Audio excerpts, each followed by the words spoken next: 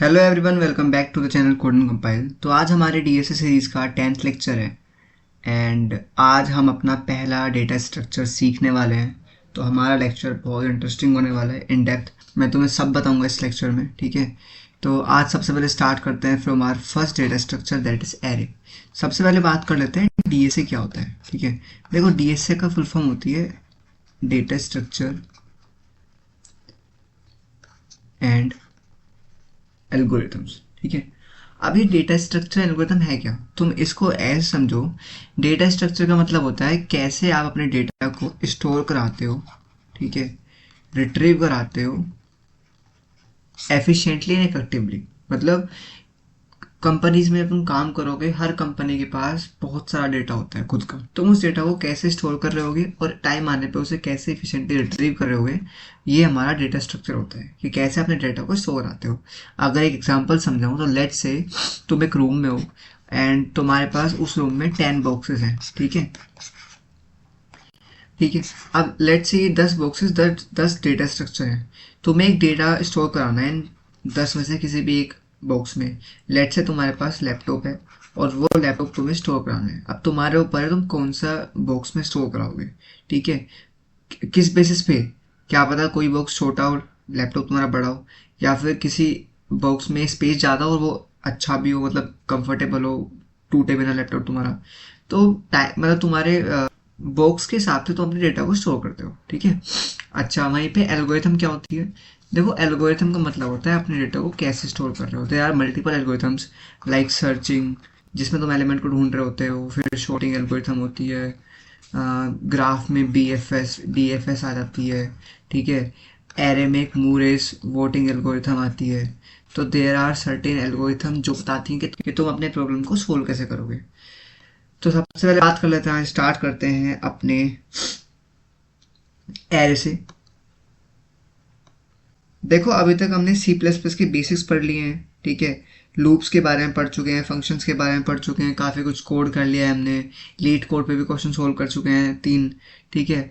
हमने ऑपरेटर्स पढ़ लिए हैं, कितने तरह के ऑपरेटर्स होते हैं, फ्लो चार्ट, सूडो कोड, हम ऑलरेडी सब कवर कर चुके हैं अब तक अपनी प्लेलिस्ट में, सीरीज़ में। अगर तुमने नहीं देखा तो जाके तुम देख सकते हो, डिस्क्रिप्शन में लिंक होगा उस सीरीज़ का, ठीक है।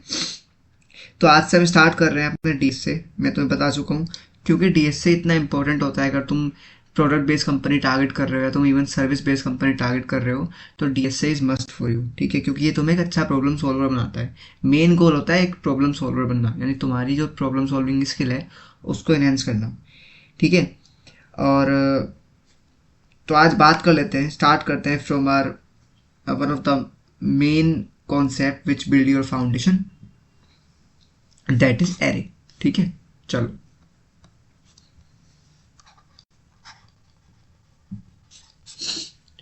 देखो एरे क्या होता है और हम एरे को यूज क्यों करते हैं, ठीक है। तो एरे एक ऐसा डेटा स्ट्रक्चर है जो क्या करता है, जो सेम टाइप के मल्टीपल एलिमेंट्स को स्टोर कराता है। अब इसका मतलब क्या है बताता हूँ, एक एग्जांपल से समझो। लेट्स से तुम्हारे पास एक कंटेनर है, ठीक है, इसका नाम है कंटेनर। मुझे ये बताओ, अभी तक हमने वेरिएबल्स पढ़े।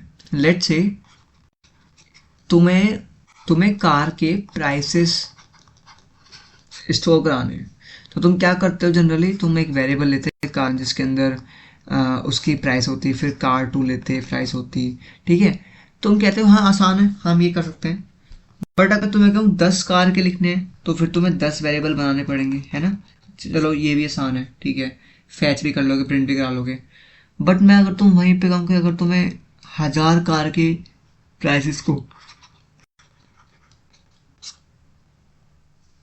स्टोर कराना है और फ्यूचर में रिट्रीव कराना है, तो कैसे करोगे। क्या तुम 1000 वेरिएबल बनाओगे, उनके अंदर डेटा करो, कर सकते हो। बट खुद सोचो कितना हेक्टिक काम हो जाएगा, कितने घंटे लग जाएंगे तुम्हें ये काम करने में, है ना। दैट्स वाई हमारे पास कॉन्सेप्ट आता है एरे का। एरे क्या कहता है, क्योंकि कार के अंदर जो वैल्यू जाएगी वो इन टाइप की जा रही होगी, तो वो सेम टाइप की वैल्यू है। तो एरे भी ये कहता है, एक तरह का कंटेनर होता है, बॉक्स होता है, जो सेम टाइप की वैल्यू को रखता है। मतलब इसका एक कॉमन वेरिएबल नेम होता है, लेट्स से कार बना लो, ठीक है। अब इसके अंदर ना मल्टीपल कार की वैल्यू स्टोर करा सकता हूँ मैं, ठीक है। अब बनता कैसे, एरे को हम ना ऐसे विजुलाइज करते हैं कि एक ऐसा बॉक्स होगा जिसके अंदर मल्टीपल ब्लॉक्स होते हैं। लेट्स से इसका नाम है कार, ठीक है, एरे का नाम है कार। पहले के अंदर कुछ प्राइस है, दूसरे के अंदर कुछ प्राइस है, तीसरे के अंदर कुछ और प्राइस है, फोर्थ के अंदर कुछ और प्राइस है, बट इन सभी का जो डेटा टाइप होगा वो सेम होगा, मतलब इंट। तो हर एक वैल्यू इंट टाइप की होगी। अच्छा एक और बात, एरे का जो मेन फीचर होता है वो होता है कॉन्टिग्यूअस मेमोरी लोकेशन पे, मतलब ये डेटा को कॉन्टिग्यूअस मेमोरी लोकेशन पे स्टोर कराता है। अब ये कॉन्टिग्यूअस मेमोरी लोकेशन क्या बताता हूँ। देखो मैंने तुम्हें बता रखा है इंट जो होता है वो 4 बाइट होते हैं, यानी 32 बिट। लेट्स से एग्जांपल के लिए मान लेते हैं कि ये जो मेमोरी एड्रेस है 100 है, क्योंकि पहला डेटा जो स्टोर हो रखा है वो 100 मेमोरी एड्रेस पे हो रखा है, तो अगला जो होगा वो 104 पे होगा, उसके बाद 4 आगे 108, फिर 112, फिर 1116।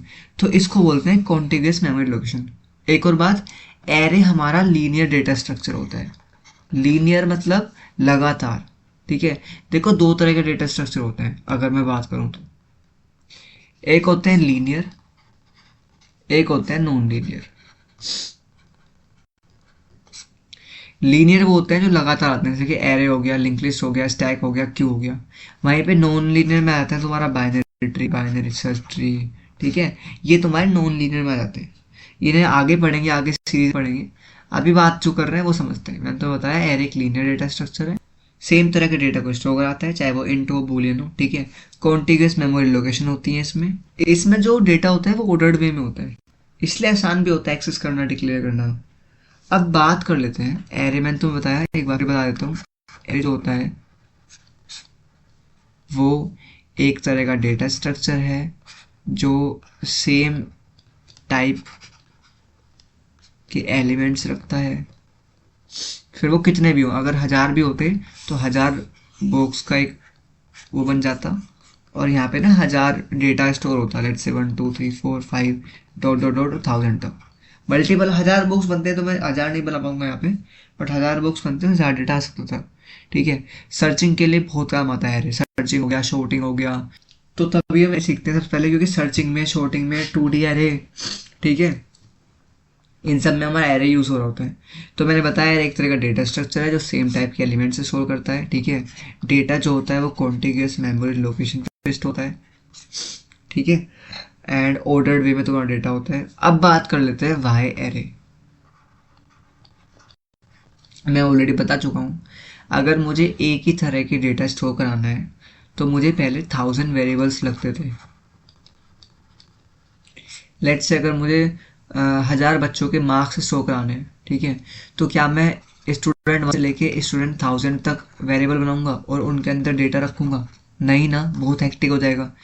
इसलिए एरे आया। एरे क्या कहता है, 1000 ब्लॉक्स मेमोरी में चले जाएंगे और उनके अंदर हर एक स्टूडेंट का डेटा चला जाएगा। कॉमन नाम होता है क्योंकि एरे का, तो अगर मुझे इन वैल्यू को एक्सेस करना पड़ेगा तो इस नाम की हेल्प से करना पड़ेगा, इस नाम के थ्रू करना पड़ेगा। नाम एक ही है और वैल्यू डिफरेंट, मल्टीपल है, और डिफरेंट डिफरेंट वैल्यू होती है, ठीक है। तो एरे को हम इसलिए यूज करते हैं।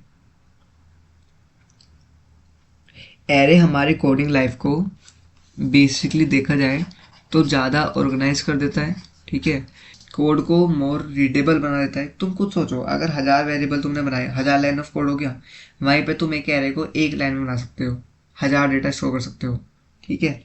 अच्छा, इजी टू एक्सेस होता है वेरिएबल, इजी टू एक्सेस होता है। तुम वेरिएबल का नाम भूल सकते हो, 1000 वेरिएबल है, भूल सकते हो ना, बट यहाँ पे नहीं भूलोगे, यहाँ तो नाम सेम है ना। बस एक चीज़ होती है, बताऊंगा आगे, उसके हेल्प से हम एक्सेस करते हैं, ठीक है। उसके बाद कॉन्टिग्यूअस मेमोरी लोकेशन होता है, फास्ट एक्सेस टाइम होता है इसका। तो दैट्स वाई मैं एरे को यूज़ कर, बहुत एफिशिएंट होता है, ठीक है। और एक तरह का डेटा स्ट्रक्चर है जो डेटा को स्टोर कराने में इजीली हेल्प करता है। अब आते हैं मेन, जिसको हम बोलते हैं डिक्लेरेशन। अपने एरे को डिक्लेयर कैसे करते हैं, ठीक है। देखो मैंने कहा एरे को डिक्लेयर करने का बहुत आसान तरीका है। सबसे पहला आता है डेटा टाइप, किस तरह का वैल्यू आप स्टोर कराना चाहते हो। फिर आता है एरे का नेम, ये, और यहाँ पे आता है साइज, ये आता है सेमीकोलन। ठीक है, तो ये मैंने तुम्हें फॉर्मेट बताया, सिंटैक्स बताया डिक्लेयर करने का। डेटा टाइप, किस तरह का डेटा, क्योंकि मैंने तो बताया एरेज होता है वो सेम टाइप के एलिमेंट रखता है, तो अगर इन टाइप का एरे बनाया तो इंट ही वैल्यू रखेगा। एरे का नेम, ठीक है, और कितने साइज है अभी बताता हूँ। लेट्स से इंट, ठीक है, स्टूडेंट्स, कितने बच्चों का डेटा स्टोर करना है, लेट्स से 10, तो 10 साइज का एरे बन गया। मेमोरी में क्या हुआ होगा,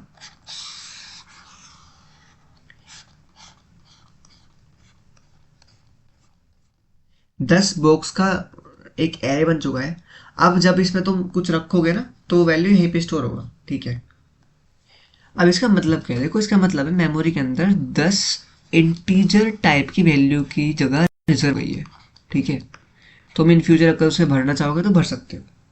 अब ये तो था एरे का डिक्लेरेशन, बस डिक्लेयर करा। अब हम बात करते हैं एरे के इनिशियलाइजेशन को। ठीक है, डिक्लेयर करना समझ में आया। पहले डेटा टाइप लिखते हैं। अब तुम्हें इंटीजर का कुछ और लिखना है, तो लेट से तुम्हें बूल टाइप का बनाना है, तो बूल इस ट्रू करके तुमने बनाया, साइज 2 पास कर दिया, एंड दैट्स इट। तुम डबल का बना सकते हो, डबल आंसर एरे। तो एरे को ना ऐसे बनाते हैं। अब सेकेंडली बात कर लेते हैं इनिशियलाइजेशन पे। देखो आगे इम्प्लीमेंटेशन करेंगे, पहले मैं तुम्हें सिखा रहा हूँ अभी कि होता कैसे, सिंटेक्स से फैमिलियर करा रहा हूँ।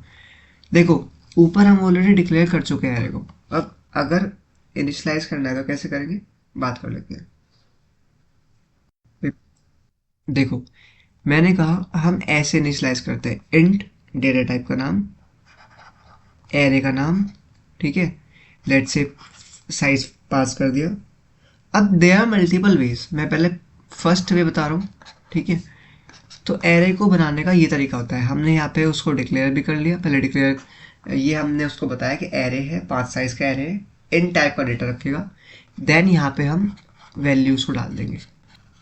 अब तुम खुद देखो मेरे पास 5 वैल्यू डाली, वेरिएबल नेम एक ही है पर 5 वैल्यू डाल चुका हूँ। ठीक है, जबकि अगर नॉर्मल सिंपल वेरिएबल से करता तो वेरिएबल 1 2 3 4 5 करके वैल्यू डालनी पड़ती, बट एक लाइन से मेरा काम हो गया।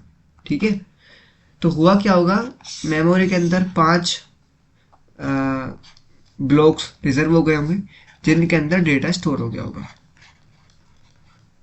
ठीक है, अच्छा, सेकंड वे क्या होता है इनिशियलाइज करने का। जो दूसरा तरीका होता है इनिशियलाइज करने का, वो कुछ ऐसा होता है कि हम साइज पास नहीं करते हैं, इसको एम्प्टी छोड़ देते हैं कि वो अपना आप संभाल लेगा, और यहाँ पे हम वैल्यू डाल देते हैं, दैट्स इट। तो वो ऑटोमेटिकली साइज ले लेगा उसका 3। ठीक है, अच्छा, ये था इनिशियलाइजेशन। अब हम बात करते हैं third important point, that is accessing. अभी तक हमने डिक्लेयर करना सीख लिया है, वैल्यू को डालना सीख लिया है हमने, वैल्यू को डाल दिया, नहीं इनिशियलाइज कर लिया, एरे के अंदर वैल्यू भी डाल दी। अब प्रिंट करानी है, एक्सेस करना है, कैसे करेंगे, बहुत आसान है। एक टर्म होती है एरे में जिसको हम बोलते हैं इंडेक्स। इस इंडेक्स के थ्रू ही हम अपने वैल्यूज को एक्सेस कर रहे होते हैं। और हमेशा याद रखना एरे के अंदर इंडेक्स 0 से स्टार्ट होती है। अब देखो मैंने कहा लेट्स से एक एरे बनाते हैं 5 साइज का, जिसके अंदर कुछ ऐसी वैल्यू पड़ी हुई है। ठीक है, अब होगा क्या, मेमोरी के अंदर लेट्स से ये एक एरे बन चुका होगा। ठीक है, 10 20 30 40 50। देखो ऐसे बनता नहीं है वैसे, ये बस हमारे लिए है ताकि हम आसानी से समझ पाए। अब यहाँ पे ना इंडेक्स, इसको जीरो इंडेक्स बोलते हैं पहले वाले को, फिर 1 2 3 4। तो ध्यान से देखो जितना तुम्हारा साइज होता है इंडेक्स उससे एक कम रहती है। दैट्स वाई जब हम इसको लास्ट एलिमेंट करते हैं उसको बोलते हैं n-1। लेट से अगर n 5 होता तो 5 - 1 4। तो फोर्थ इंडेक्स से लास्ट वाले एलिमेंट को एक्सेस करेंगे, जीरोथ इंडेक्स से फर्स्ट वाले को। कैसे एक्सेस करते हैं, मैंने कहा जो ये वाला फॉर्मेट था ना इससे ही करते हैं। कैसे, एरे ऑफ 0 को बोलते हैं ये वाली पोजीशन, तो एरे ऑफ 0 का मतलब होता है ये वाली वैल्यू। ठीक है, वैसे ही एरे ऑफ 1 का मतलब है ये वाली वैल्यू, और ऐसे करते करते ये एरे ऑफ 2 है, ये एरे ऑफ 3 है, और ये एरे ऑफ 4 है।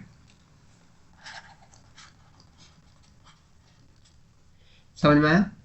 ठीक है, यानी हम डिक्लेयर करते हैं बड़ी आसानी से, नाम डालते हैं, डेटा टाइप डालते हैं, उसका नेम डालते हैं, देन कितना साइज है, इनिशियलाइज करते टाइम वैल्यू पास कर देते हैं। ठीक है, अच्छा जब उसको एक्सेस करते हैं तो हम एक्सेस करते हैं थ्रू इंडेक्स। इंडेक्स क्या होती है? एक ऐसी वैल्यू होती है जिसके हेल्प से हम अपने एरे के डेटा को एक्सेस करते हैं। समझ में आता है? चलो, तो जब हम डिक्लेयर करते हैं उसके टाइम पे जो साइज असाइन करते हैं उतने ही मेमोरी स्पेस गिरती है और उतनी ही जगह पे हम वैल्यू को स्टोर कराते हैं। ठीक है, अच्छा अच्छा, फास्ट एक्सेस क्यों होता है? क्योंकि मैंने तुम्हें बताया कि एरे में जो डेटा होता है वो कॉन्टिग्यूअस मेमोरी लोकेशन पे स्टोर होता है। दैट्स वाई बड़ा फास्ट एक्सेस होता है। ठीक है, अभी मैं तुम्हें इम्प्लीमेंटेशन कराऊंगा, फिर तुम्हें बताऊंगा लूप कैसे चलाते हैं एरे के ऊपर, फंक्शन कैसे बनाते हैं, है ना, फंक्शन में कैसे पास हो रहा होता है। एक कॉन्सेप्ट बताऊंगा बहुत इंपॉर्टेंट, पास बाय रेफरेंस, वो भी वो भी काम आएगा तुम्हारे। ठीक है, तो चलते और इम्प्लीमेंटेशन देख के आते हैं। चलो चलो फिर एक फोल्डर बना लेते हैं, लेट्स से एरे, और यहाँ पे एक फाइल बनाते हैं, implementation.cpp। ये हमारा बॉयलर प्लेट कोड है। अब चलो चलते हैं। सबसे पहले मैंने तुम्हें क्या सिखाया कि एरे क्या होता है। एरे एक डेटा स्ट्रक्चर है जो सेम टाइप के एलिमेंट को स्टोर कराता है। ठीक है, समझ में आता है? एरे के एलिमेंट्स को हम सबसे पहले एरे को डिक्लेयर करते हैं, तो यहाँ पे हम लिखेंगे डिक्लेरेशन। डिक्लेयर करने के लिए हमें क्या करना पड़ता है? डेटा टाइप पास करना पड़ता है, एरे का नाम पास करना पड़ता है, कितने साइज का एरे बनाना है, एंड देन बस अभी डिक्लेरेशन करते हैं। ठीक है, तो जब हम अपने प्रोग्राम को रन करेंगे तो वो कुछ एरर शो नहीं करेगा, वो चल जाएगा आराम से, डॉट टीएक्सटी फाइल बन जाएगी, एंड देन हमारा प्रोग्राम रन कर जाएगा। देखो कर गया, कुछ भी इशू नहीं आया। इसको बोलते हैं डिक्लेरेशन। तो हुआ क्या होगा, मेमोरी के अंदर 5 ब्लॉक का एक एरे बन चुका होगा, यानी 5 × 4 20 बाइट का। ठीक है, अब बात कर लेते हैं इनिशियलाइजेशन की।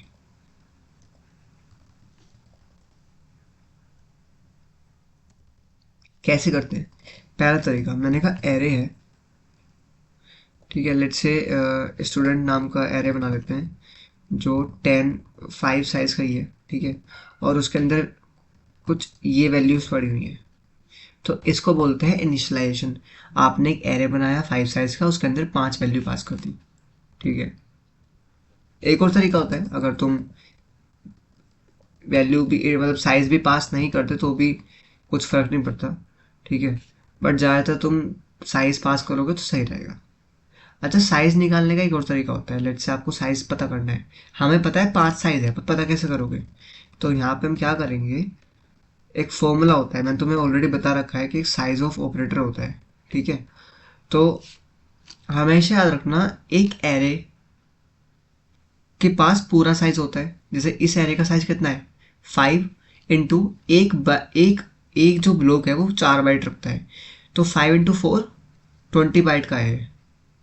ठीक है, वैसे ही ये भी 20 बाइट का होगा। तो हम क्या करेंगे, यहाँ पे एरे का नाम पास करते हैं, डिवाइड बाई साइज ऑफ एक पर्टिकुलर इंडेक्स का साइज, क्योंकि मुझे पता है एक जो एरे है उसमें जो एक ब्लॉक है वो 4 बाइट रखता है, तो मैंने क्या करा, टोटल साइज को 4 से डिवाइड कर दिया, तो 4 5 20। ये जो एरे है 5 साइज का है। ठीक है, अब चेक कर लेते हैं, आंसर 5 आना चाहिए। देखो कितना साइज है इस वाले का एरे का, 5। तो ये भी तरीका होता है साइज निकालने का, बट इस इनिशियली ऐसे ही लिखना स्टार्ट करो। ठीक है, इसको भी कमेंट कर देते हैं, इसको भी। अब चलते हैं, मैंने तुम्हें डिक्लेरेशन बता दी, इनिशियलाइजेशन बता दी, अब हम बात कर लेते हैं एक्सेसिंग की। और एक्सेस कैसे कर रहे होते हो? Through index. चलो, मैंने कहा मेरे पास एक एरे है स्टूडेंट नाम का। ठीक है, और इस एरे के अंदर 5 एलिमेंट है। तो सबसे पहले जो मेमोरी लोकेशन पे, जो एरे के अंदर सबसे पहले इंडेक्स पे वैल्यू पड़ी है, उसको हम एरे ऑफ 1 से नहीं, उसको हम एक्सेस करेंगे एरे ऑफ 0 से।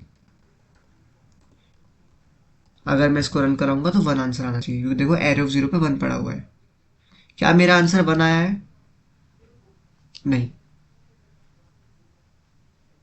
मेरा आंसर कुछ अलग आया। क्यों? ध्यान से देखो, ये एरे है। एरे कौन सा एरे था? ये वाला तो स्टूडेंट नाम है। तो इसका मतलब क्या हुआ, मेरा एरे वाला बना तो था बट उसके अंदर वैल्यू क्या पड़ी हुई, ये कौन सी वैल्यू आई है? इसको बोलते हैं गार्बेज वैल्यू। जब आप किसी एरे को बना के छोड़ देते हो, बस उसके अंदर कोई वैल्यू पास नहीं करते, तो उसके अंदर बाय डिफॉल्ट गार्बेज वैल्यू आती है। अगर तुमने सिर्फ डिक्लेयर करा, उसके अंदर वैल्यू पास नहीं करी, तो बाय डिफॉल्ट उसके अंदर गार्बेज वैल्यू स्टोर हो जाती है। और गार्बेज वैल्यू हमेशा अलग भी आ सकती है, जरूर नहीं है सेम ही रहे। ठीक है, चलो, क्योंकि अभी मैंने एरे वाले को प्रिंट कराया था और एरे ऑफ जीरो में कुछ नहीं है, ठीक है, तो मैं प्रिंट कराता हूँ इस बार स्टूडेंट वाला। तो जैसे मैंने स्टूडेंट ऑफ जीरो प्रिंट कराया तो आंसर आना चाहिए 1। देखो 1 आंसर आया ना? हाँ। वैसे अगर मैं इसको प्रिंट करता जाऊं और स्टूडेंट ऑफ 1 2 3 4, तो ऐसे कर करके मेरा सारा आंसर प्रिंट हो जाएंगे। 1 2 3 4 5 प्रिंट हो जाएगा। देखो हो गए। ठीक है, अगर मैं चाहूँ तो इसमें नेक्स्ट लाइन कैरेक्टर डाल सकता हूँ।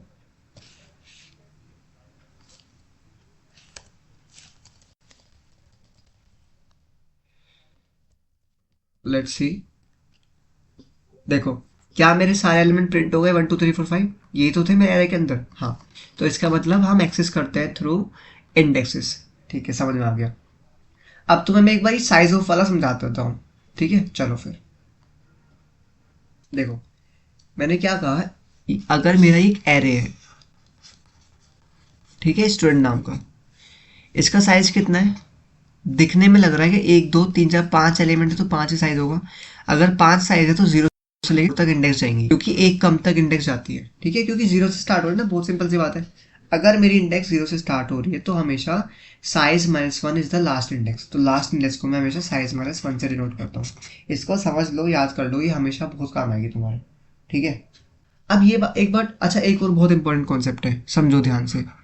अगर ये मेरा एरे का नाम है तो एरे का नाम हमेशा पहले इंडेक्स के एड्रेस को पॉइंट कर रहा होता है। तो अगर तुम एरे करोगे तो इसका एड्रेस प्रिंट हो जाएगा। ठीक है, अभी इसको चला के देखेंगे, पर पहले साइज निकालना समझ लो। ये जो 5 साइज का एरे है, यहाँ पे हर एक जो मेमोरी ब्लॉक है वो 4 बाइट का होता है। मैंने तो बताया हुआ है, क्योंकि इन टाइप का मतलब अगर मैं एक नॉर्मल वेरिएबल भी बनाऊं तो वो 4 बाइट का होगा। तो यहाँ पे 5, ऐसे ही मानो ना, यहाँ पे 5 ब्लॉक हैं, यानी 5 वेरिएबल हैं। एक तरह से देखा जाए तो 5 डेटा स्टोर करा रहा हूँ मैं, अलग अलग। नाम भले ही सेम है बट है तो 5 वैल्यू। 5 ब्लॉक 5 × 4 20 बाइट रखेंगे तो 20 बाइट बनेगा मेमोरी में। ठीक है, तो एरे के पास 20 बाइट है। अब अगर मुझे पता करना है कितना साइज है तो मैं क्या करूँगा, टोटल साइज को एक एक ब्लॉक के साइज से यानी 4 बाइट से डिवाइड कर दूंगा तो साइज आ गया। दैट्स वाई मैंने ये करा था कि size of array divide by size of array of 0। अब समझ में आया कैसे निकालते हैं साइज? ठीक है, तो मैंने तुम्हें डिक्लेरेशन सिखा दिया है, मैंने तुम्हें इनिशियलाइजेशन सिखा दिया है, और तुम्हें एक्सेसिंग भी सिखा दिया है। ठीक है, अब समझते हैं थोड़ा मैनिपुलेशन, वैल्यू कैसे चेंज करेंगे। चलो, और लूप की बात कर लेते हैं कि एरे के ऊपर लूप कैसे लगता है। देखो, मैंने कहा इंट एरे, नाम कुछ भी हो सकता है। ठीक है, और इसके अंदर कुछ वैल्यू पड़ी हुई है। अच्छा, वैल्यू कुछ भी हो सकती है। ठीक है, अभी अभी मैं तुम्हें थोड़ी देर में इम्प्लीमेंटेशन करूंगा, मैं तुम्हें सब समझ में आ जाएगा। मुझे आइटरेट करना है। क्यों? क्योंकि देखो, अब मैं ऐसे तो प्रिंट, अभी तो ये 5 साइज का एरे है, अगर 1000 साइज का एरे होता तो क्या तुम ऐसे प्रिंट उसकी वैल्यू को, एरे ऑफ 0 एरे ऑफ 1, तो फिर फायदा क्या हुआ एरे लेने का? दैट्स वाई हम एक लूप यूज करेंगे। ये बताओ पहली इंडेक्स कौन सी होती है? एरे की फर्स्ट इंडेक्स को हम क्या बोलते हैं? हम एरे की पहली इंडेक्स को 0 इंडेक्स बोलते हैं। तो आई का लूप हमेशा 0 से स्टार्ट होगा। कब तक चलता है? मैं तुम्हें ऑलरेडी बता चुका हूँ कि लास्ट इंडेक्स को मैं साइज -1 बोलता हूँ, क्योंकि अगर हमारा एरे 0 से स्टार्ट हुआ है तो अगर 5 साइज का एरे था तो लास्ट इंडेक्स 4 पे होगी। ठीक है, ये हम बात कर चुके हैं ऑलरेडी। ठीक है, तो दैट्स वाई हमारा जो आई होता है वो कब तक चलेगा? लेस देन एन, मतलब लेस देन साइज तक। अगर मैं इसको सही से लिखूं तो लेस देन साइज मतलब लेस देन 5 तक चलेगा। लेस देन 5 का मतलब है 4 तक चलेगा, तो लास्ट इंडेक्स 4 होगी और हमेशा मैं 1 से इंक्रीमेंट करूंगा। इसको हम बोलते हैं लूप ऑन एरे। आप चलते हैं इसको कोड करते हैं, ठीक है। चलो, मैंने क्या कहा, हमारा डिक्लेरेशन हो गया, इनिशियलाइजेशन हो गया, एक्सेसिंग हो गया, ठीक है। अच्छा, मैनिपुलेशन देख लेते हैं पहले। देख, मैंने ये कहा भी स्टूडेंट ऑफ जीरो के अंदर 1 पड़ा हुआ है। अगर मैंने इसको ऐसे कर लिया कि स्टूडेंट ऑफ जीरो के अंदर 20 डाल दो, तो क्या ये हो पाएगा? क्या ये पॉसिबल है? चेक कर लेते हैं। अगर मैं अब स्टूडेंट ऑफ जीरो को प्रिंट करा के देखूं, तो ये बताओ 1 प्रिंट होना चाहिए 20? पहले स्टूडेंट ऑफ जीरो के अंदर 1 पड़ा हुआ है, ठीक है, देखो ये 1 पड़ा हुआ है। क्या जब मैंने वैल्यू चेंज किया तो वैल्यू भी चेंज ओरिजिनल एरे में भी रिफ्लेक्ट करेगा? आंसर है यस, रिफ्लेक्ट करेगा। देखो 20 हो चुका है। तुम कहोगे तो पहले भी 1 आ रहा है। 1 इसलिए आ रहा है क्योंकि अपडेट होने से पहले मैं ऑलरेडी यहाँ पे प्रिंट करा चुका हूँ, इसलिए पहले स्टूडेंट ऑफ जीरो 1 आया। बट जब मैंने यहाँ चेंज कर दिया, अगर मैं यही चीज़ दोबारा प्रिंट कराऊंगा ये सब, तो इस बार वैल्यू चेंज होके आएंगी। इसको देख लेते हैं एक बार। देखो, पहले 1 2 3 4 5 था, इस बार 20 2 3 4 5 है, मतलब 1 की जगह 20 चेंज हो चुका है। तो हम एरे को अपडेट भी कर सकते हैं ऐसे, ठीक है। हमने अपडेशन भी सीख लिया है। अब चलते हैं लूप्स, कैसे लूप काम कर रहे होते हैं एरे के ऊपर। देखो, एक नया एरे बनाते हैं, ठीक है, जिसका साइज 10 होगा लेट से, और इसके अंदर वैल्यू है कुछ ऐसी।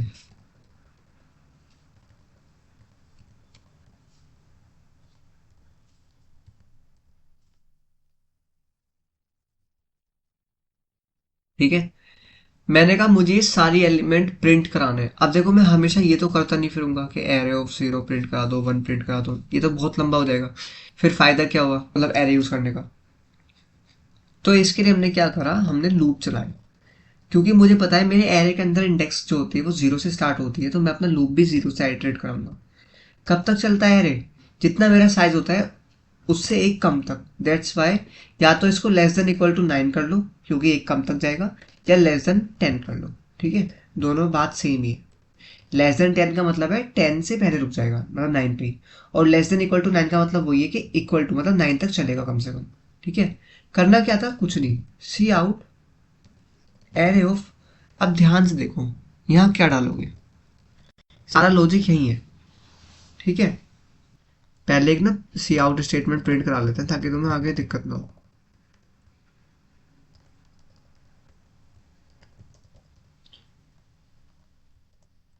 देखो, मैंने क्या कहा, पहले जो मैंने एक्सेस करने का तरीका था वो क्या था, एरे का नाम लिखा और जो भी इंडेक्स की वैल्यू का एक्सेस करना है वो डायरेक्टली लिख दो। बट यहाँ पे तो हमें पता नहीं ना कौन सी वैल्यू एक्सेस करनी है। यहाँ पे तो जो वैल्यू है वो 0 से लेकर 9 तक जा रही है, इसलिए जैसे जैसे मेरी आई की वैल्यू चेंज होगी वैसे वैसे मुझे वैल्यू प्रिंट कराऊंगा। तो मैं यहाँ पे आई डालूंगा, ना कि 0 1 2 कुछ। मैं यहाँ पे सिर्फ आई डालूंगा क्योंकि फॉर द फर्स्ट टाइम मेरा आई 0 होगा, तो एरे ऑफ 0 प्रिंट हो जाएगा। आई प्लस प्लस आई 1 बन जाएगा, तो फिर एरे ऑफ 1 प्रिंट होगा। ऐसे करते करते एरे ऑफ 0 1 2 3 4 5 6 7 8 9 तक प्रिंट होगा। अगर मैं इसको रन करा के दिखाऊं तो 1 3 5 7 देखो ही रहे। क्या मेरा लूप के, देखो लूप, जब मैंने लूप वाला स्टेटमेंट प्रिंट कराया उसके बाद क्या मेरे सारा डेटा प्रिंट हो चुका है? देखो बिल्कुल हो चुका है, 19 तक प्रिंट हो गया। तो लास्ट इंडेक्स 19 था, और लास्ट इंडेक्स पे 19 था, और फर्स्ट इंडेक्स पे यानी 0 इंडेक्स पे 1 था। तो मेरा सारा डेटा प्रिंट हो चुका है, ठीक है। समझ में आया लूप कैसे लगते हैं? ठीक है। अब लूप की हेल्प से ना इनपुट लेना सीख लेते हैं। आउटपुट, ये तो हमने आउटपुट प्रिंट कराया है। अब इनपुट लेके फिर आउटपुट प्रिंट कराते हैं। एक और एरे ले लेते हैं, ठीक है। लेट्स से इंट, एक मार्क्स नाम का एरे बनाते हैं 10 साइज का। अब मुझे ना यूजर से चाहिए डेटा। अभी मैंने यहाँ पे एरे को डिक्लेयर करा है, ठीक है। इस बार मैंने इनिशियलाइज नहीं करा, इस बार मैंने एरे को डिक्लेयर करा है। अब मुझे हर एक, देखो ये मैं क्यों कर रहा हूँ, लेट से कभी इन फ्यूचर तुमने एक ऐसा एरे बनाया जो 1000 साइज का है, और तुम्हें जो डेटा है वो यूजर से एंटर कराना है, तो उसके लिए हम लूप यूज करेंगे, ठीक है। कहाँ से स्टार्ट होती है इंडेक्स? 0 से। कब तक चलती है? जितना हमारा साइज होता है उससे एक कम, यानी लेस देन 10 तक, ठीक है। आई प्लस प्लस। करना क्या है, यूज़र से डेटा लेना है। तो मैं क्या करूँगा, यूज़र से इनपुट लेने के लिए मुझे पता है CIN का यूज़ करते हैं, ठीक है। अपने एरे का नाम डालूंगा और आई, मार्क्स ऑफ आई, ठीक है। इससे होगा क्या, इससे जैसे जैसे मैं, जैसे फर्स्ट ऑफ ऑल मेरी जो आई है वो 0 है, तो मेरा मार्क्स ऑफ 0 के अंदर वैल्यू आ जाएगी। आई अपडेट होगा तो मार्क्स ऑफ 1 के अंदर, ठीक है। इसको मैं समझाऊंगा अभी नोट पैड पे, इसको अभी यहाँ समझो, ठीक है। पूरा एग्जीक्यूट हो जाएगा। अब इसको मुझे प्रिंट भी कराना है, तो इसी को यहाँ कॉपी कर लेते हैं क्योंकि इंडेक्स तो सेम ही है, ठीक है। और CIN की जगह मैं क्या करूँगा, सी आउट कर दूंगा, सी आउट मार्क्स ऑफ आई, और इसके बीच में दे दो स्पेस। अच्छा, यहाँ पे मैं लिख देता हूँ output,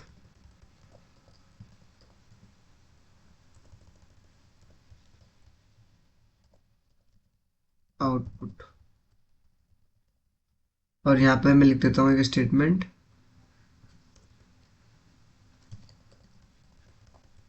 enter marks of students, ठीक है।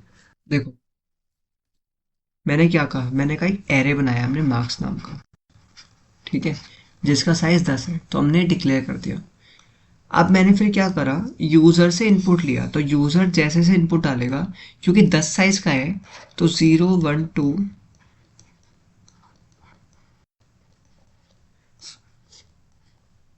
10 साइज का एरे बन जाएगा, ठीक है। 10 तक तो जाएगा ही नहीं,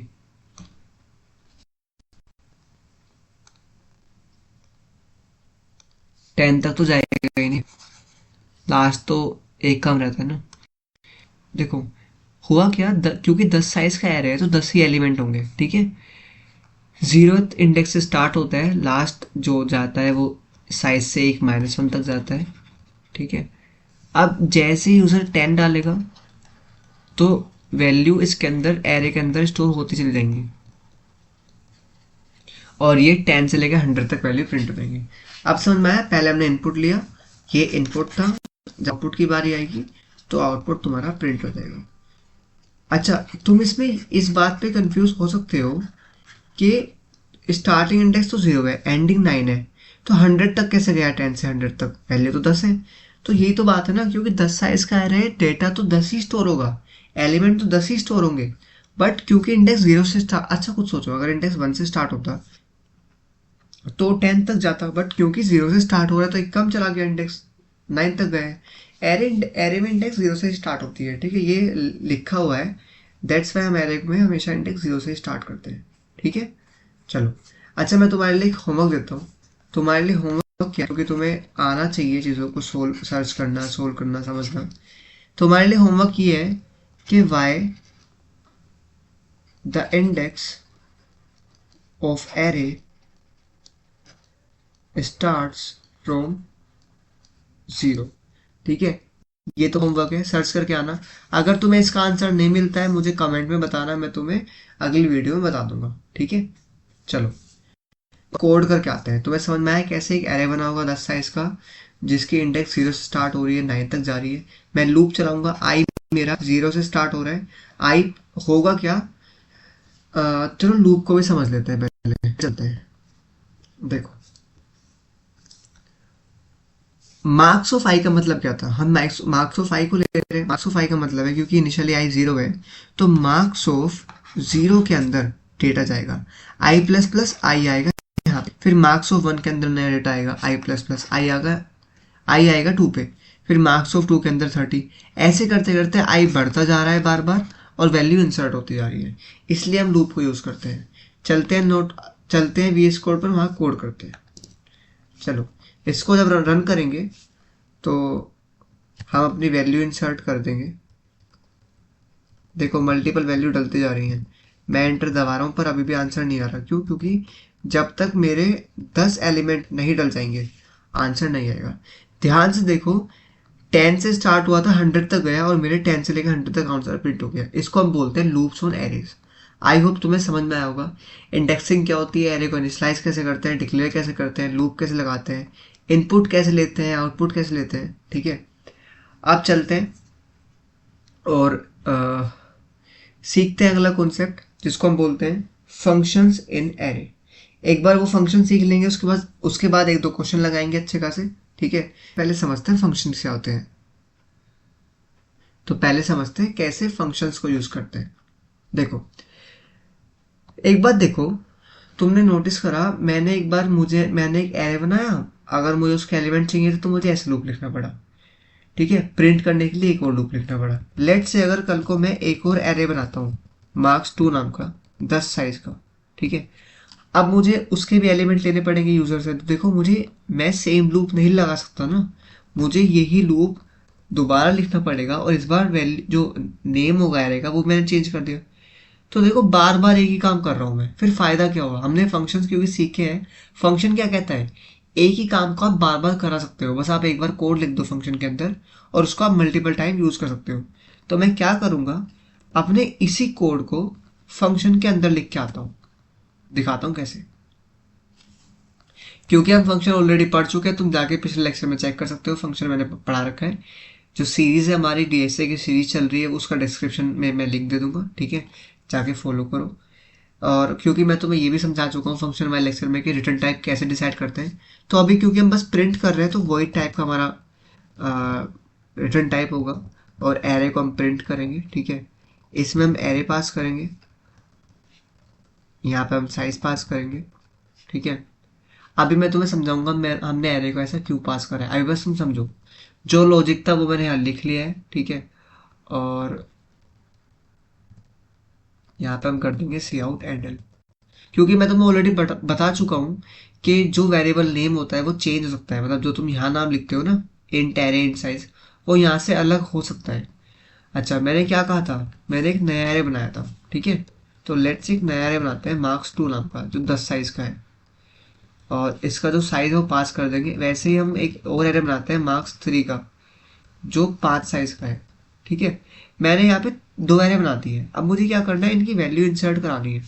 ठीक है, एक सेकेंड, ये प्रिंट कराने का फंक्शन है ना। और वैसे ही इनपुट लेने का लिख लेते हैं। ठीक है, take input.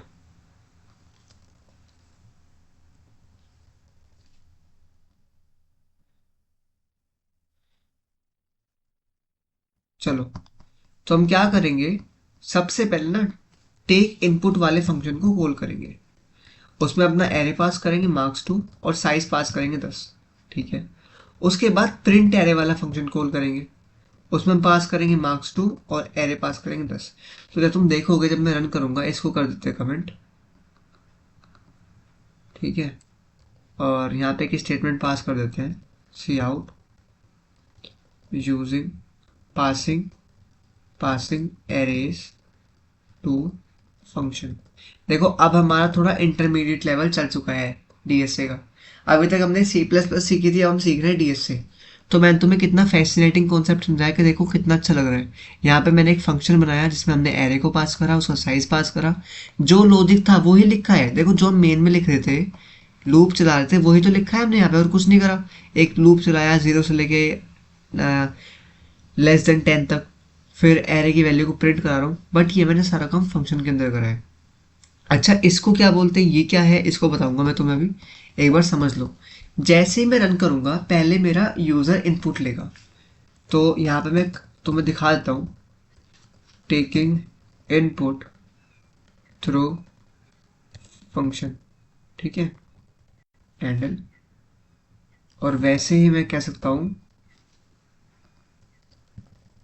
Printing output through function. Run करता हूँ, सबसे पहले पासिंग एरे टू फंक्शन लिखा आएगा, फिर लिखा आएगा टेकिंग इनपुट थ्रू फंक्शन। देखो हुआ क्या, जैसे ही मेरा फंक्शन कॉल हुआ होगा, मैंने उस फंक्शन के अंदर अपने marks2 नाम के एरे को पास कर दिया है विद 10 साइज।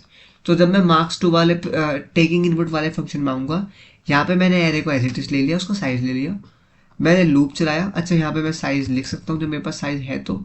ठीक है, यहाँ पे भी मैं साइज लिख सकता हूँ। इसको दोबारा चला लेते हैं एक बार, शिफ्ट आर। ठीक है, देखो तो हुआ क्या होगा, साइज क्योंकि पास हो चुका है, 10 साइज है तो 10 तक चलेगा लूप।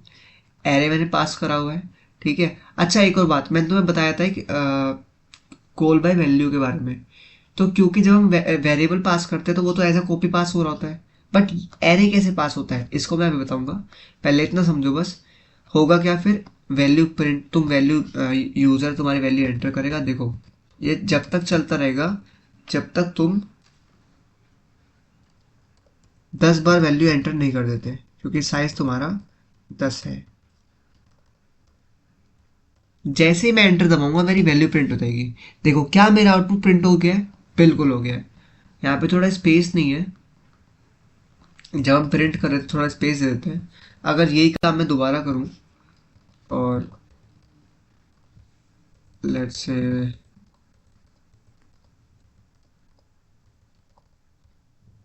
क्या मेरा वैल्यू प्रिंट हो चुकी है, इसका मतलब मेरे दोनों फंक्शन एग्जीक्यूट हो गए। सबसे पहले मेरा इनपुट वाला फंक्शन कॉल हुआ होगा। इनपुट वाले फंक्शन के अंदर मैंने अपना एरे पास करा, उसका साइज पास करा। लॉजिक सेम ही है, लूप लगेगा। हमने यूजर से इनपुट ले लिया 10 बार, ठीक है। जैसे ही हमने यूजर से इनपुट लिया तो वो एरे के अंदर जाके स्टोर हो गया इनपुट। फिर मैंने क्या करा, प्रिंट एरे वाला फंक्शन कॉल करा, उसके अंदर सेम एरे पास करा, सेम साइज पास करा, ठीक है। वहां पे लूप चलाया मैंने और देखो अपनी वैल्यूज को प्रिंट कर दिया। अब तुम एक बात सोच रहे होगे कि ये तो अलग अलग फंक्शन है, और जब मैंने एरे पास करे इसके अंदर मैंने वैल्यू डाली, ठीक है, वो वैल्यू यहाँ पे कैसे चल गई। अगर मैं वेरिएबल पास कर रहा था वो तो वैल्यू नहीं प्रिंट होती थी, मतलब अलग अलग वैल्यू होती थी, क्योंकि कॉपी पास होती थी। तो इसमें क्या हो रहा है, इसको हम बोलते हैं फंक्शन स्कोप। अब समझते हैं फंक्शन स्कोप क्या होता है एरे के अंदर। चलो, तो मैं पास तो करना समझ में आ गया ना, फंक्शन के अंदर कैसे पास करते हैं, ठीक है।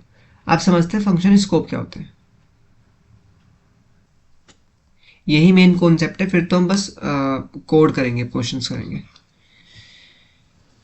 देखो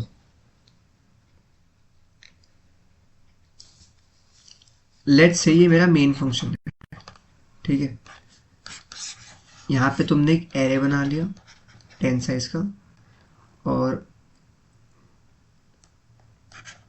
तुमने फंक्शन कॉल कर दिया, उसके अंदर तुमने एरे पास कर दिया। अब ध्यान से देखो, जब ये फंक्शन कॉल हुआ होगा, ठीक है, तो इसके अंदर जो एरे पास होता है ना, वो बाय रेफरेंस पास होता है। अब ये बाय रेफरेंस का मतलब क्या, मैंने तो बताया था जो मेरा एरे होता है उसको जो नाम होता है ना, वो हमारे पहले एड्रेस को पॉइंट कर रहा होता है। यानी तुमने फंक्शन के अंदर एरे का एड्रेस, तुमने फंक्शन के अंदर उसके एड्रेस को पास करा है, कॉपी पास नहीं करी, तुमने एड्रेस पास करा है। क्योंकि एक एरे एक पॉइंटर की तरह मान लो, जो अगर चलो तुम्हें पॉइंटर बाद में समझाऊंगा, अभी कंफ्यूज मत हो। तो मैं समझो कि तुमने एरे की कॉपी नहीं पास करी है, ओरिजिनल एरे पास कर लिया है, ऐसे मानो, ठीक है, आसानी से समझने के लिए। जब मैं तुम्हें पॉइंटर समझाऊंगा वहाँ पे तुम्हें और अच्छे समझ में आ जाएगा। बस तुम इतना समझो, बाय रेफरेंस का मतलब होता है कॉपी पास नहीं जाती, ओरिजिनल, एक तरह से ओरिजिनल एरे पास हो रहा है, तो जो भी वैल्यू यहाँ पे चेंज होगी वो ओरिजिनल में भी रिफ्लेक्ट करेंगी। दैट्स वाई जब मैं इनपुट ले रहा था तो मैंने जो वैल्यू इनपुट लिया वो एरे में स्टोर हो गया होगा, तो वो वैल्यू ओरिजिनल एरे में भी आके स्टोर हो चुकी है। जब मैं फिर उन वैल्यू को प्रिंट कराऊंगा तो प्रिंट हो जाएंगे। आप समझ में आया, क्योंकि फंक्शन में रेफरेंस पास होता है, क्योंकि एरे एक पॉइंटर होता है, ठीक है। दैट्स वाई मैं जो फंक्शन जब मैं बनाता हूँ ना, फंक्शन जब बनाता हूँ तो उसके अंदर मैं एरे को ऐसे ले रहा था। इसको हम बोलते हैं हमने एक एरे लिया है, बाय रेफरेंस पास करा है, ठीक है। आई होप समझ में आया होगा। ये जो एरे, ये वाली चीज है ना, ये एक पॉइंटर है, मतलब ये बताता है कि तुम बाय रेफरेंस पास कर रहे हो वैल्यू को। फंक्शन बाय रेफरेंस मतलब एरे को फंक्शन बाय रेफरेंस एक्सेप्ट करता है, ठीक है। तो जो भी चेंजेस फंक्शन के अंदर होंगे वो मेन में भी रिफ्लेक्ट करेंगे। दैट्स वाई हुआ क्या, जब तुम टेकिंग इनपुट वाला कॉल, जब तुमने टेकिंग इनपुट वाला फंक्शन कॉल करा और उसके अंदर जो भी वैल्यू डाली तुमने इन एज इनपुट, वो ओरिजिनल एरे के अंदर जाके स्टोर हो गई, ठीक है। फिर जब तुमने उसकी वैल्यू प्रिंट कराई तो वो प्रिंट भी हो गई। क्यों हुई, क्योंकि तुमने फंक्शन में बाय रेफरेंस पास किया था अपने एरे को, और बाय रेफरेंस का मतलब होता है कॉपी नहीं, ओरिजिनल एरे पास कर रहे हो एक तरह से, ठीक है। आई होप तुम्हें समझ में आया होगा ये कॉन्सेप्ट। देखो ये कॉन्सेप्ट समझना बहुत इंपॉर्टेंट है, ठीक है। अब चलते हैं फटाफट थोड़े क्वेश्चन करते हैं। और थोड़ा सा और फंक्शन इंप्लीमेंट करते हैं। चलो अब एक क्वेश्चन सोल्व कर लेते हैं। तो हम इस क्वेश्चन को करेंगे sum of all elements of array. मतलब आपको एक एरे गिवन है 5 साइज का, जिसके अंदर आपके कुछ एलिमेंट्स पड़े हुए हैं। अब आपको इनका सम कराना है। ये हम काम ऑलरेडी कर चुके हैं, ठीक है। अब कैसे करेंगे? मैंने कहा मुझे सम कराना है, मतलब सबका एडिशन करना है, और एडिशन करने के बाद जो आंसर होगा वो कहीं आ रहा होगा। तो इसलिए मैंने एक वेरिएबल ले लिया सम नाम का, जो जीरो है, क्योंकि जीरो तो कुछ होता नहीं है। अच्छा, ये सब काम मैं फंक्शन में करूंगा वैसे तो, ठीक है। तो फंक्शन में ही एरे पास करूंगा, वहीं काम कर लूंगा, ताकि तुम्हें थोड़ा फंक्शन से भी हैंडल करना आ जाएगा। तो ये सब लॉजिक में वही लिख रहा हूँ। पर करना क्या है देखो। अच्छा, जो हम लूप चला रहे हैं ना एरे के ऊपर, उसको ट्रैवर्सिंग बोलते हैं, यानी ट्रैवर्सल बोलते हैं।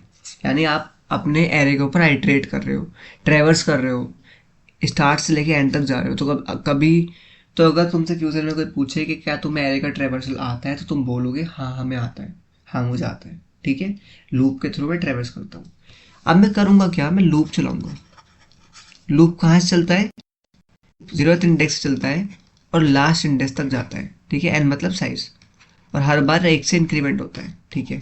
करना क्या है? कुछ नहीं करना, ध्यान से देखो। मैंने कहा इनिशियली सम के अंदर जीरो है। सबसे पहले मैं क्या करूंगा, करंट एलिमेंट को ऐड करूंगा, क्योंकि आई 0th इंडेक्स को पॉइंट कर रहा है, तो मुझे ये वाली वैल्यू ऐड करनी है। दैट्स वाई मैं हमेशा क्या करूंगा, सम अपने एरे ऑफ आई को ऐड करूंगा। एरे ऑफ आई का मतलब है इनिशियली सम के अंदर जीरो है, zero plus array of zero मतलब वन, प्रिंट वन इंक्लूड होगा। तो जीरो प्लस वन वन होता है, तो सम के अंदर आया वन। नीचे आओ, जब आई प्लस आई वन हो चुका होगा, तब क्या होगा, सम के अंदर हो गया sum equals to sum plus, sum के अंदर ऑलरेडी वन है, one plus array of I. I क्या है इस टाइम? वन। तो एम पे क्या पड़ा हुआ है? देखो एरे ऑफ वन पे टू पड़ा हुआ है, तो यहाँ पे क्या होगा, वन प्लस टू यानी थ्री आ चुका होगा सम के अंदर। आई इंक्रीमेंट हो गया होगा, आई हो गया टू, ठीक है। Sum equals to sum plus array of I. Sum कितना है पहले? थ्री। और एरे ऑफ आई क्या है? एरे ऑफ टू क्या है देख लेते हैं। एरे ऑफ टू है थ्री, तो यहाँ पे थ्री प्लस थ्री हो गया यानी सिक्स, ठीक है। चलो अगला नंबर आ गया फोर। तो आई जब यहाँ पे आ चुका था, आई आ गया थ्री पे, ठीक है। आई आया थ्री पे, थ्री पे क्या होगा, क्योंकि ऑलरेडी सम के अंदर सिक्स आ चुका है, तो सम का फॉर्मूला क्या है, सम प्लस एरे। तो ध्यान से देखो, एक चीज नोटिस करो, हमेशा मैं क्या कर रहा हूँ, प्रीवियस सम के अंदर करंट वैल्यू को ऐड कर रहा हूँ, ठीक है। तो ये बन जाएगा 10। आई अपडेट हुआ होगा, आई हो गया 4, यानी लास्ट इंडेक्स पे हम तो हम क्या करेंगे, सम प्लस एरे ऑफ आई, मतलब 10 plus array of I, array of 4। 4 के अंदर क्या है, एरे ऑफ 4 के अंदर है 5, तो 10 प्लस 5 15, यानी फाइनल आंसर 15 आ गया। आई 5 हो चुका है, आई निकल गया बाहर। जैसे आई लूप से बाहर, एडिशन फॉल्स, हम बाहर आके सम को रिटर्न कर देंगे, तो हमारा सम रिटर्न हो जाएगा, यानी 15 हमारा आंसर होगा, ठीक है। आई होप तुम्हें समझ में क्या करा। हर बार हम करंट एलिमेंट को पकड़ रहे हैं, उसको सम में ऐड करा रहे हैं, दैट्स इट, ठीक है। अब चाहे तुम्हारा एरे 100 साइज का है, 1000 साइज का है, हर एक का सम हो जाएगा। चलते हैं कोड करते हैं। इसके अंदर एक फाइल बना लो, ठीक है, सम डॉट सीपी नाम की। यहाँ पे हम बेसिक बॉयलर प्लेट कोड कर लेते हैं। सबसे पहले एक एरे बनाते हैं, लेट्स से एलिमेंट नाम का एरे हो गया, जिसका नाम 5 रख लिया मैंने, और इसमें हम डाल देते हैं वैल्यूज, ठीक है। इसका साइज निकाल लेते हैं, वैसे तो साइज हमें पता है 5 ही है, तो 5 ही रख लेते हैं, वरना लिखने को तुम ऐसे भी लिख सकते हो। मैं तुम्हें पहले ऑलरेडी बता चुका हूँ, एरे का नाम पहले इंडेक्स को दर्शाता है, पहले इंडेक्स के एड्रेस को दर्शाता है, ठीक है। तो एक बार तुम्हें दिखा देता हूँ फिर भी। लेट्स से अगर मैं तुम्हें एल प्रिंट करूँ, यानी एरे का नाम प्रिंट करता मैं, तो क्या आएगा दिखाता हूँ। देखो ये कुछ वैल्यू प्रिंट हुई, इसको हम बोलते हैं हेक्स नंबर, हेक्साडेसिमल कोड बोलते हैं इसको, ठीक है। और ये हमारी मेमोरी को दिखा रहा है। ठीक है, अब इसको कमेंट करते हैं। अब आगे चलते हैं। हमने एलिमेंट दे अपना एरे बना लिया, साइज ले लिया उसका। अब हमें क्या करना है, सम कराना है। तो हम क्या करते हैं, फंक्शन कॉल कर लेते हैं और फंक्शन के अंदर अपने एरे को पास कर देंगे और अपने साइज को पास कर देंगे। ठीक है, दैट्स इट। फिर इस आंसर को प्रिंट करा देंगे कि सम ऑफ एरेज एलिमेंट इज,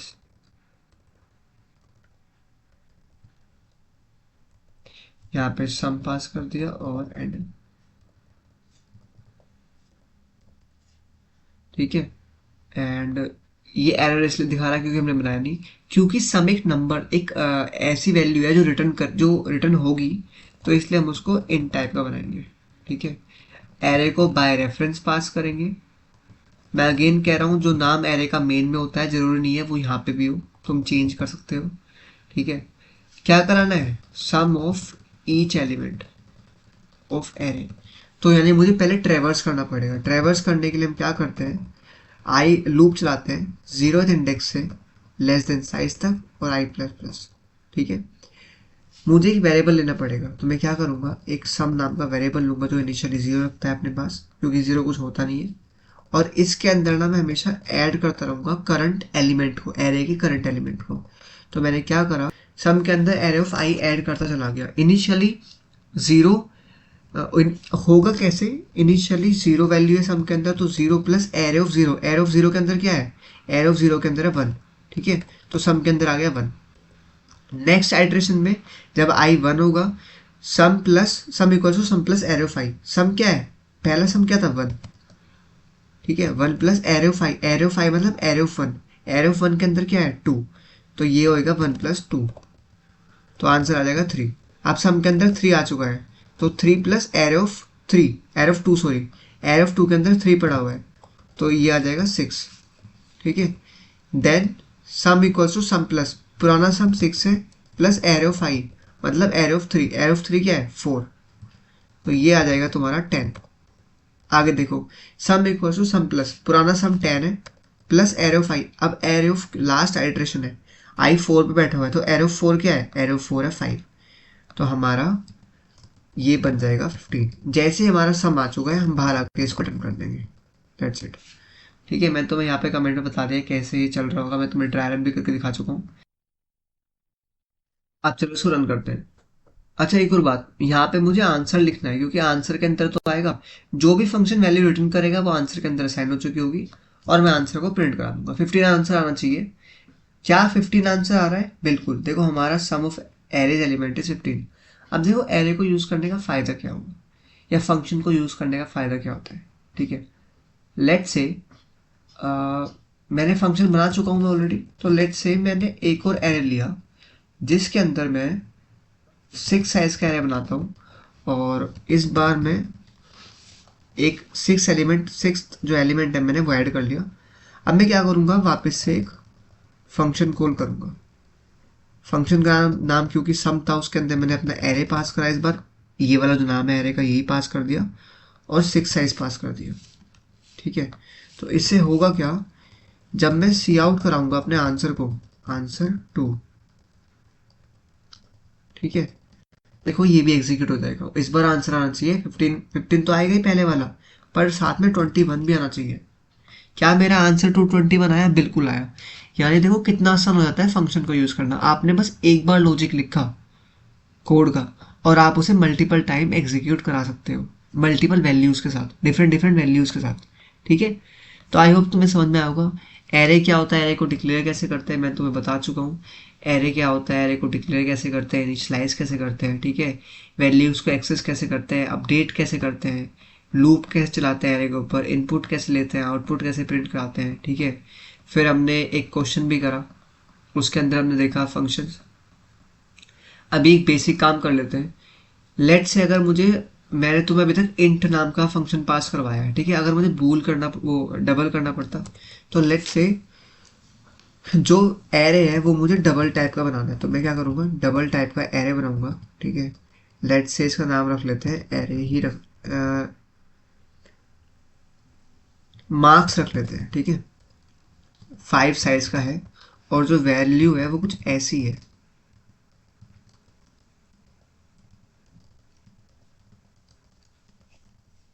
ठीक है, ये है इसकी वैल्यूज। अब मैं क्या करूँगा, फंक्शन भी डबल टाइप का बनाना पड़ेगा, तो मैं इनका ही सम इसको कॉपी कर लेता हूँ। ठीक है, और एक बस चेंज कर दूंगा थोड़ी थोड़ी वैल्यू में, यहाँ पे डबल कर दूंगा। डबल टाइप का एरे पास करा तो डबल टाइप का एरे ही लेना पड़ेगा। ठीक है, साइज तो एंटी होता है और सम भी इसका डबल ही होगा। ठीक है, इंडेक्स तो आई एंटी है। ठीक है, इसमें कोई दिक्कत नहीं है, और सम रिटर्न कर देंगे। अब देखो होगा क्या, 1.22 प्लस 2.33 जब मैं इनको ऐड करूंगा तो इनकी वैल्यू क्या आती है देखते हैं। लेट्स से तो इसको डायरेक्ट प्रिंट कर लेते हैं rather than assigning to a variable. इसको प्रिंट कर लेते हैं एंड यहाँ पे फंक्शन का नाम भी चेंज कर लेता हूँ थोड़ा मैं। सम टू को मैंने कॉल करा, उसमें मैंने एरे पास करा मार्क्स नाम का और साइज पास कर दिया 5। जब मैं इसको रन कराऊंगा, ठीक है, तो इसका कुछ आंसर चेक कर लेते हैं क्या आना चाहिए। देखो मेरा आंसर भी डबल में आया है, यानी पॉइंट की बाद वाली वैल्यू भी प्रिंट हुई है। पहले अगर मैं 1 से लेके 6 तक, 1 से लेके 5 तक ऐड करा रहा था तो आंसर 15 आ रहा था, बट क्योंकि डेसिमल पॉइंट भी ऐड हुई है दैट्स वाई मेरा आंसर आया 17.2। ठीक है, तुम ऐड करके चेक कर सकते हो, ये आंसर आ रहा होगा। तो तुम्हें अब समझ में आया कि हमने फंक्शन को एज ए डबल भी बना लिया है, कैसे डबल एरे पास करा, डबल टाइप का एरे पास करा। तो एरे का टाइप कुछ भी हो सकता है बट एक ही तरह का वैल्यू रखेगा। ठीक है, तो एरे के अंदर एक ही टाइप का डेटा रखते हैं, क्योंकि इन टाइप का था तो मैंने इन टाइप का रख लिया डेटा, सारे डेटा इन टाइप के ही है।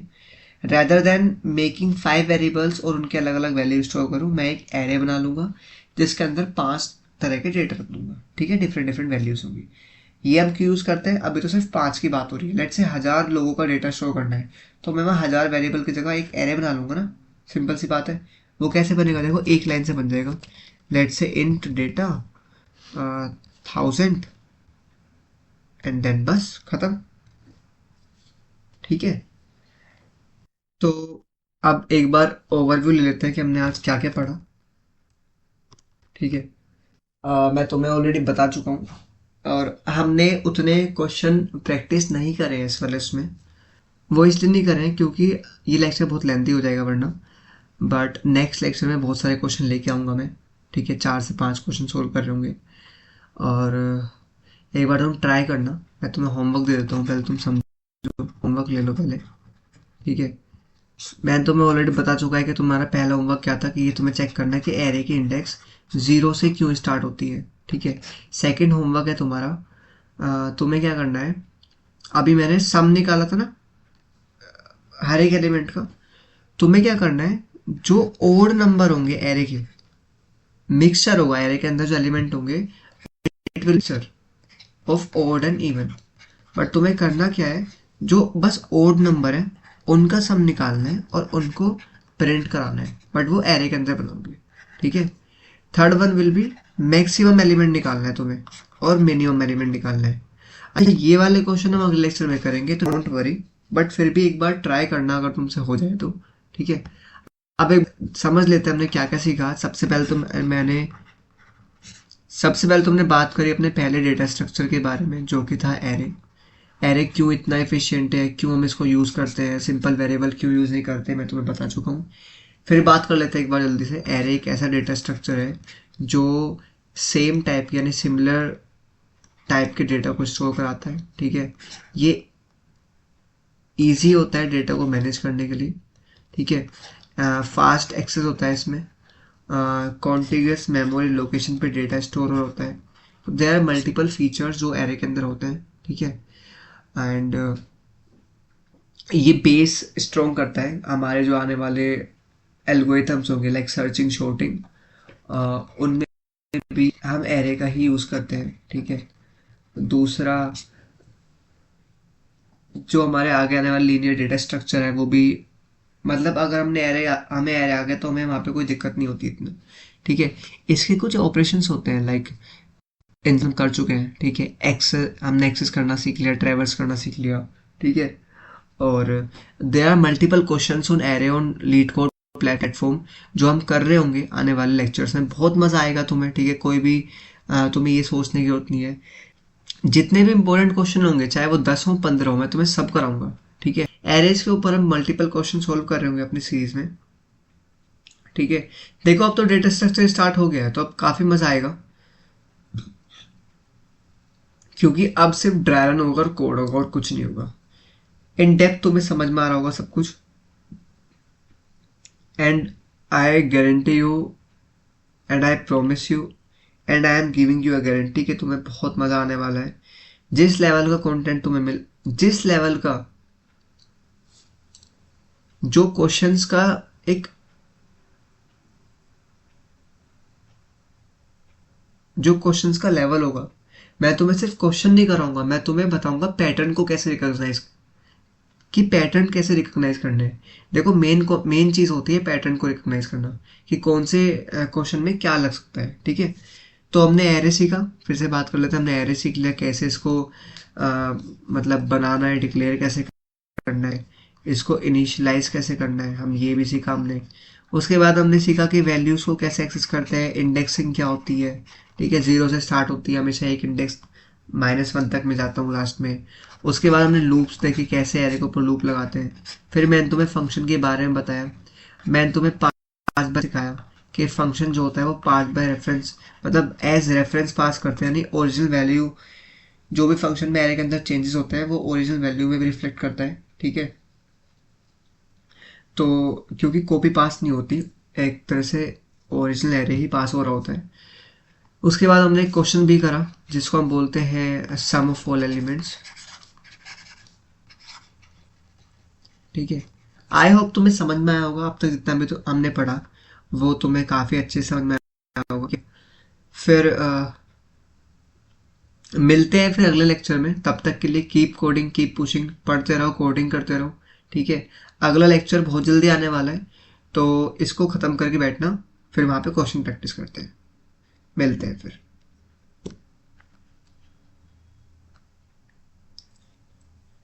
एरेज के ऊपर हम मल्टीपल क्वेश्चन सोल्व कर रहे होंगे अपनी सीरीज में, ठीक है। देखो अब तो डेटा स्ट्रक्चर स्टार्ट हो गया है, तो अब काफ़ी मज़ा आएगा। इन डेप्थ तुम्हें समझ में आ रहा होगा सब कुछ। And I am giving you a guarantee कि तुम्हें बहुत मज़ा आने वाला है। जो क्वेश्चंस का लेवल होगा, मैं तुम्हें सिर्फ क्वेश्चन नहीं कराऊंगा, मैं तुम्हें कि पैटर्न कैसे रिकॉग्नाइज करने हैं। देखो मेन चीज़ होती है पैटर्न को रिकॉग्नाइज करना, कि कौन से क्वेश्चन में क्या लग सकता है, ठीक है। तो हमने एरे सीखा, फिर से बात कर लेते हैं। हमने एरे सीख लिया, कैसे इसको मतलब बनाना है, डिक्लेयर कैसे करना है, इसको इनिशियलाइज कैसे करना है, हम ये भी सीखा हमने। उसके बाद हमने सीखा कि वैल्यूज़ को कैसे एक्सेस करते हैं, इंडेक्सिंग क्या होती है, ठीक है। 0 से स्टार्ट होती है हमेशा, एक इंडेक्स -1 तक मैं जाता हूँ लास्ट में। उसके बाद हमने लूप्स देखे, कैसे एरे के ऊपर लूप लगाते हैं। फिर मैंने तुम्हें फंक्शन के बारे में बताया। मैंने तुम्हें पास बार सिखाया कि फंक्शन जो होता है वो पास बाय रेफरेंस, मतलब एज रेफरेंस पास करते हैं, यानी ओरिजिनल वैल्यू जो भी फंक्शन में एरे के अंदर चेंजेस होते हैं वो ओरिजिनल वैल्यू में भी रिफ्लेक्ट करता है, ठीक है। तो क्योंकि कॉपी पास नहीं होती, एक तरह से ओरिजिनल एरे ही पास हो रहा होता है। उसके बाद हमने एक क्वेश्चन भी करा जिसको हम बोलते हैं सम ऑफ ऑल एलिमेंट्स, ठीक है। आई होप तुम्हें समझ में आया होगा। अब तक जितना भी तो हमने पढ़ा वो तुम्हें काफ़ी अच्छे से समझ में आया होगा। फिर मिलते हैं फिर अगले लेक्चर में। तब तक के लिए कीप कोडिंग कीप पुशिंग, पढ़ते रहो, कोडिंग करते रहो, ठीक है। अगला लेक्चर बहुत जल्दी आने वाला है, तो इसको ख़त्म करके बैठना, फिर वहाँ पे क्वेश्चन प्रैक्टिस करते हैं। मिलते हैं फिर।